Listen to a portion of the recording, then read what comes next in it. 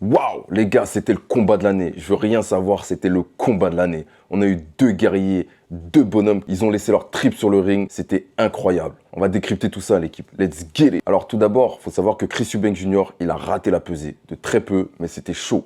Ensuite, on a eu la surprise de son père. Il était finalement au rendez-vous. Après, on a eu leur entrée. Chacun est venu avec son père. C'était magnifique. Le combat. Chris Eubank Jr. a gagné par décision unanime. Pour moi, c'est totalement mérité et c'est ce que j'avais prédit. Il y a beaucoup de gens qui voyaient Conor Ben gagner, surtout par rapport à son explosivité. Beaucoup de gens le voyaient gagner avant la limite. Mais Chris Eubank Jr. a vraiment fait une masterclass. Il a beaucoup joué avec son jab, avec sa distance. Il tenait à distance. Il avait une plus grande allonge, donc il en a beaucoup joué. Il rentrait un jab, un crochet, un uppercut, une masterclass. Conor Ben a fait un très bon combat aussi. Vraiment, il a montré des preuves de résilience.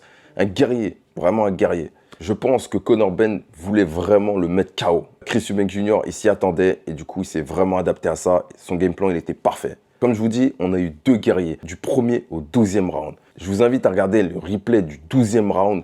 C'était vraiment une guerre. J'ai rarement vu un round avec autant d'intensité. Un round de bonhomme. Bref, Chris Eubank Jr., très impressionnant, hyper précis, hyper technique.